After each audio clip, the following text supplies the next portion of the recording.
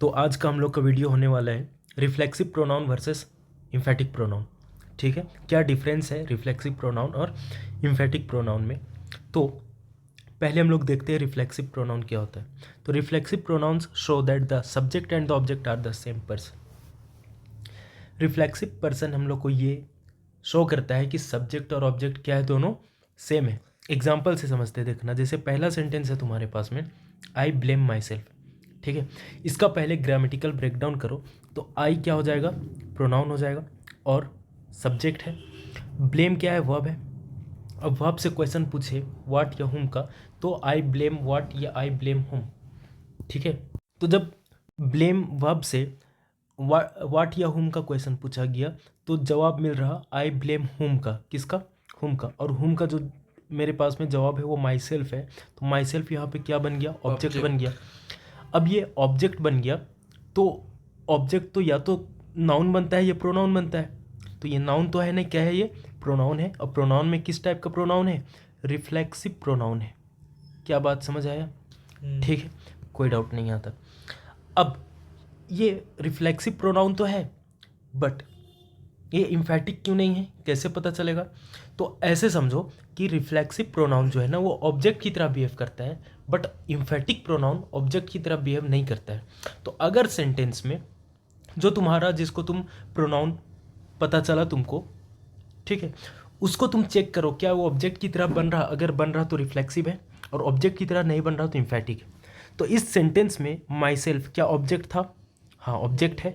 और reflexive pronoun क्या object की तरह काम करता है? तो हाँ, करता है। मतलब ये माई सेल्फ रिफ्लेक्सिव प्रोनाउन है, इम्फेटिक नहीं। ठीक है, अगला सेंटेंस देखो, she taught herself French. She subject, parts of speech pronoun, taught क्या, वर्ब, टॉट हुम, टॉट हर सेल्फ। तो यहाँ हर सेल्फ क्या है, ऑब्जेक्ट है। ऑब्जेक्ट नाउन या प्रोनाउन बनता है, यहाँ पे ये क्या है, प्रोनाउन है। कैसा प्रोनाउन? क्योंकि ये ऑब्जेक्ट की तरह काम कर रहा तो ये रिफ्लेक्सिव प्रोनाउन होगा। ठीक है, she taught herself French. The cat cleaned itself, the cat cleaned whom, itself reflexive pronoun. Any doubt up to here? No. We enjoyed ourselves, we enjoyed whom, we enjoyed what, तो we enjoyed ourselves।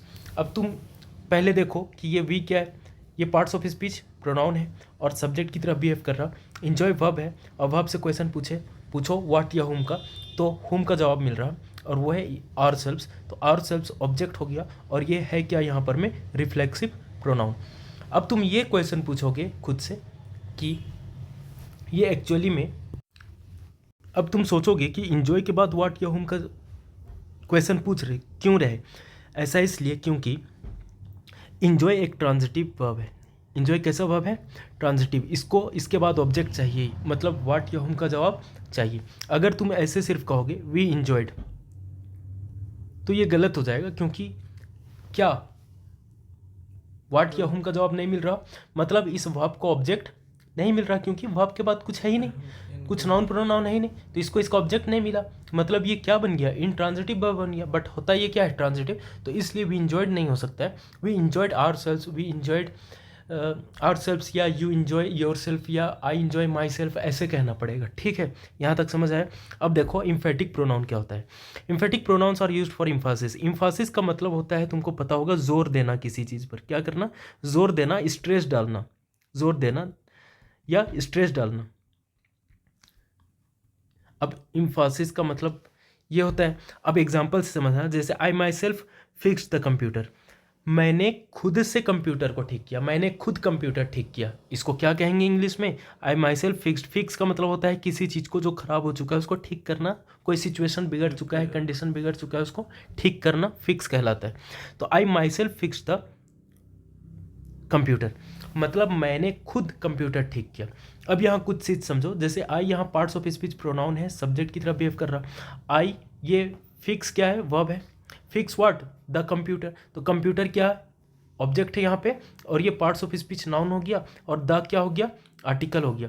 अब तुम बोलोगे अगर ये subject भी हो चुका, ये वर्ब हो चुका, सब तो हो चुका, तो माई सेल्फ क्या है, तो माई सेल्फ यहाँ पर मैं ऑब्जेक्ट की तरह बिहेव नहीं कर रहा, बट ये प्रोनाउन अभी भी है। और जब ऐसा ELF एंडिंग ये जो प्रोनाउन हो वो ऑब्जेक्ट की तरह बिहेव नहीं कर रहा, मतलब वो रिफ्लेक्सिव प्रोनाउन नहीं है, तो वो क्या बन गया?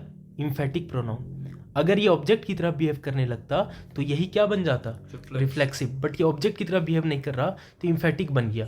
ठीक है, अब तुम सोचोगे कि दो प्रोनाउन एक साथ कैसे आया, आई प्रोनाउन माई सेल्फ प्रोनाउन दोनों एक साथ कैसे आया? तो इसका एक्सप्लेनेशन देंगे आगे वीडियो में, इसका एक्सप्लेनेशन मिलेगा। अभी के लिए रुक जाओ, अभी पहले समझो कि ये जो इम्फेटिक प्रोनाउन है इसका पोजीशन, दो पोजीशन हो सकता है, या तो वर्ब से पहले लगेगा, या तो ये वर्ब से पहले लगेगा, या उस वर्ब का जो ऑब्जेक्ट है उस ऑब्जेक्ट के बाद लगेगा। क्या कहा? जैसे एग्जाम्पल से समझो, इसी एग्जाम्पल को देखना एक बार। जैसे तुम्हारे पास में जो सेंटेंस है कि I myself fix the computer, यह वर्ब कौन है? फिक्स। तो इस वर्ब, ये आई क्या? सब्जेक्ट, ये कंप्यूटर क्या? ऑब्जेक्ट। तो अभी ये बोले कि जो इम्फेटिक प्रोनाउन होगा वो या तो वर्ब से पहले लगेगा या तो ये ऑब्जेक्ट के बाद लगेगा। तो यहाँ वर्ब से पहले लगा हुआ है। अगर इसी सेंटेंस को अगर माई सेल्फ काट करके कंप्यूटर के बाद माई सेल्फ लिख दिया गया ऐसे कि I fix the computer my self, तो भी सेंटेंस सही है। मतलब इम्फेटिक प्रोनाउन को या तो वर्ब से पहले रखो या ऑब्जेक्ट के बाद ले आओ, दोनों सेम है, दोनों का मीनिंग सेम है, दोनों सही है। Any doubt? नो। नहीं। आगे सेंटेंस में देखना, the principal himself came to class, she herself started the discussion. अब यहाँ देखो, शी क्या? सब्जेक्ट है, पार्ट्स ऑफ स्पीच प्रोनाउन हो गया, स्टार्टेड वर्ब हो गया।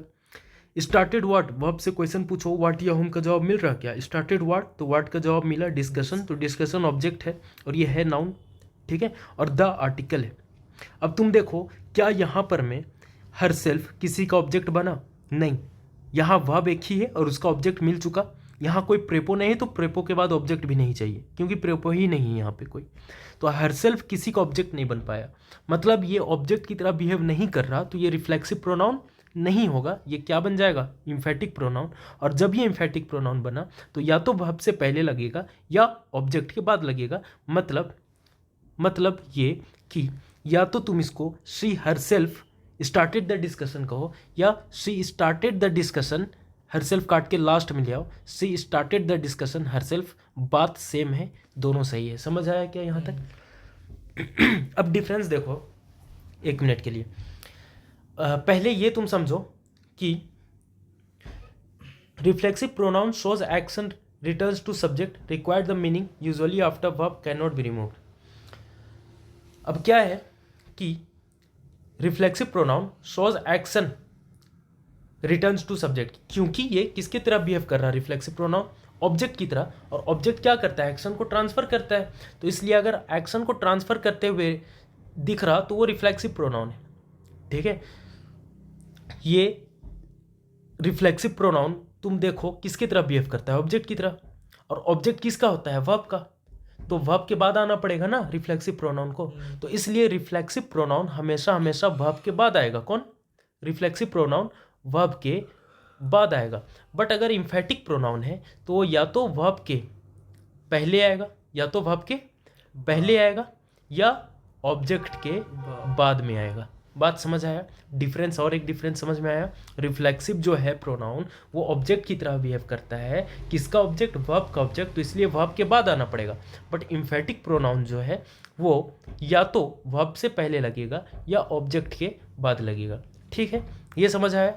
अब देखो, अगर और एक पहचान करना है तुमको रिफ्लेक्सिव और इम्फेटिक के बीच में, तो एक चीज़ समझो ये कि अगर सेंटेंस है तुम्हारे पास में जो भी सेंटेंस है, जैसे यहाँ फर्स्ट सेंटेंस को तुम एक बार फिर से देखो कि आई ब्लेम माई सेल्फ। अगर इस जगह से तुम अगर इस माई सेल्फ को हटा दो, उड़ा दो यहाँ से, तो क्या बचा? I blame. तो क्या मीनिंग कंप्लीट रहा या इनकम्प्लीट हो गया? इनकम्प्लीट। मीनिंग इनकम्प्लीट हो गया, क्योंकि माई सेल्फ यहाँ इस वर्ब का जो कि ट्रांजिटिव वर्ब है उसका क्या था? ऑब्जेक्ट था। तुम ऑब्जेक्ट को ही उड़ा दिए, मीनिंग इनकम्प्लीट हो गया। इसी रीजन से क्या हो जाएगा कि ये मीनिंगफुल नहीं रहा।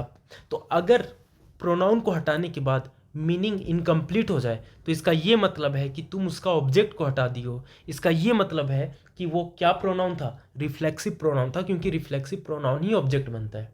ठीक है, बट अगर तुम्हारे पास में जो सेंटेंस है उससे तुम प्रोनाउन को हटा दिए और मीनिंग नहीं चेंज हुआ, मीनिंग चेंज हुआ बट अभी भी मीनिंगफुल रहा, इनकम्प्लीट मीनिंग नहीं रहा, अभी भी मीनिंगफुल है। तो इसका ये मतलब है कि वो सेंटेंस में जो प्रोनाउन यूज़ हुआ है वो प्रोनाउन कैसा प्रोनाउन रहा होगा, इम्फेटिक। जैसे I myself fix the computer में अगर तुम माई सेल्फ को हटा दो और सिर्फ कहो आई फिक्स द कंप्यूटर, तो अभी भी ये मीनिंगफुल है, ये अभी भी मीनिंगफुल है, मीनिंग इसका इनकम्प्लीट नहीं रहा। तो इसका ये मतलब है कि जो हटाया गया है वो कोई ऑब्जेक्ट को नहीं हटाया गया, मतलब रिफ्लेक्सिव प्रोनाउन नहीं हटाया गया है, जो हटाया गया है वो किसको हटाया गया है, इम्फेटिक प्रोनाउन को हटाया गया है। मतलब इस केस में मीनिंग इनकम्प्लीट नहीं है, अभी भी मीनिंगफुल है। मतलब जो प्रोनाउन यूज हुआ था वो कैसा प्रोनाउन था, इम्फेटिक प्रोनाउन।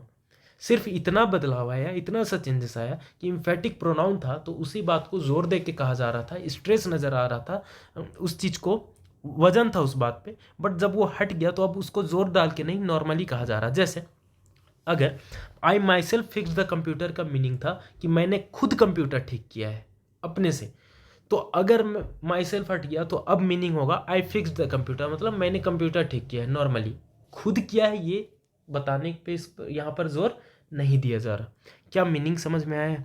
कोई डाउट है यहाँ तक?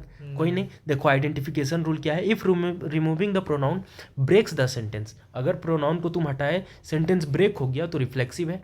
If the sentence stage correct, अगर सेंटेंस अभी भी करेक्ट रहा तो मतलब वो क्या है, इम्फेटिक।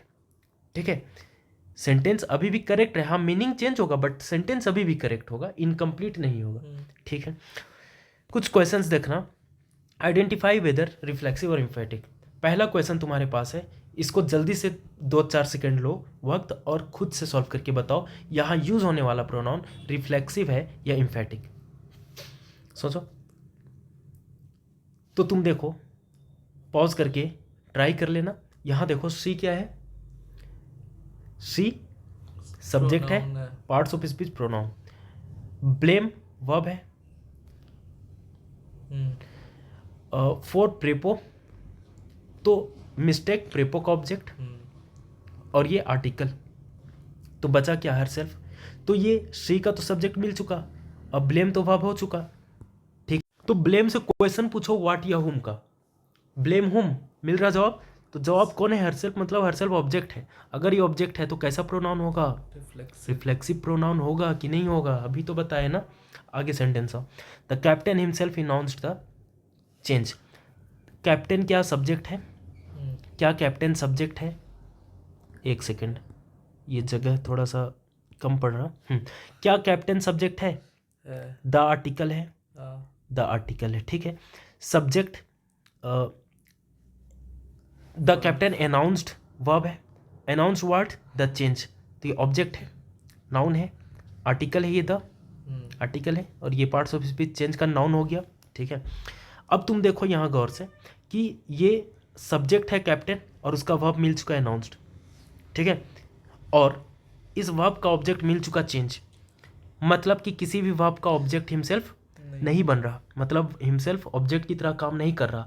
और रिफ्लेक्सिव प्रोनाउन वो होता है जो ऑब्जेक्ट की तरह काम करता है, मतलब हिमसेल्फ कोई ऑब्जेक्ट की तरह काम नहीं कर रहा, तो रिफ्लेक्सिव नहीं है बल्कि क्या है, इम्फेटिक है। ठीक है, और इसलिए भी इम्फेटिक है क्योंकि वर्ब से पहले लगा है, क्योंकि रिफ्लेक्सिव अगर होता तो वर्ब के बाद ही होगा हमेशा, अगर वर्ब से पहले है तो इम्फेटिक ही होगा। तो रिफ्लेक्सिव तो हमेशा और हमेशा वर्ब के बाद होता है, इम्फेटिक वर्ब से पहले भी हो सकता है, बाद भी हो सकता है, बट अगर वर्ब से पहले है तो उस रिफ्लेक्सिव तो नहीं हो सकता है। ठीक है, तो इस केस में ये इम्फेटिक बन चुका, और जब इम्फेटिक है तो या तो वर्ब से पहले आएगा ऑब्जेक्ट या ऑब्जेक्ट के बाद। तो इसी सेंटेंस को हम लोग the captain himself the captain announced the change himself भी कह सकते थे। ठीक है, लास्ट सेंटेंस देखना तुम्हारे पास में जो है, लास्ट सेंटेंस वो क्या है, सेंटेंस पढ़ो, the machine stops itself when overheated. Grammatical breakdown करो, मशीन सब्जेक्ट हो गया, पार्ट्स ऑफ स्पीच नाउन हो गया, द आर्टिकल हो गया, स्टॉप क्या है, वर्ब है, स्टॉप क्या है, वर्ब। मशीन स्टॉप्स ये इंट्रांजिटिव वर्ब है ना, स्टॉप्स व्हाट, स्टॉप्स होम नहीं मिलेगा ना, स्टॉप इटसेल्फ व्हेन ओवरहीटेड, एक सेकेंड रुकना, मशीन ये सब्जेक्ट हो चुका, इटसेल्फ व्हेन ओवरहीटेड, तो इस जगह पे क्या है कि स्टॉप के बाद में व्हाट या हुम, सॉरी गलती मिस्टेक से हम लोग ये बोल दिए, ये है ट्रांजिटिव, तो स्टॉप के बाद में व्हाट या हुम का क्वेश्चन पूछो, मिल रहा। तो स्टॉप व्हाट इटसेल्फ, तो इटसेल्फ क्या हो गया, ऑब्जेक्ट, ऑब्जेक्ट की तरह काम करा, मतलब रिफ्लेक्सिव प्रोनाउन है, ठीक है। व्हेन ओवररेटेड, तो यहाँ पर हम लोग को यही तो पहचानना था कि रिफ्लेक्सिव प्रोनाउन है या एम्फेटिक, तो ये रिफ्लेक्सिव है। तो आज के लिए इतना ही। अगले वीडियो में हम लोग इसके आगे का जो टाइप्स ऑफ प्रोनाउन है, डिस्ट्रीब्यूटिव है या जो भी है, डिस्ट्रीब्यूटिव है आई थिंक, तो वहाँ से हम लोग कंटिन्यू करेंगे। तब तक के लिए टेक केयर।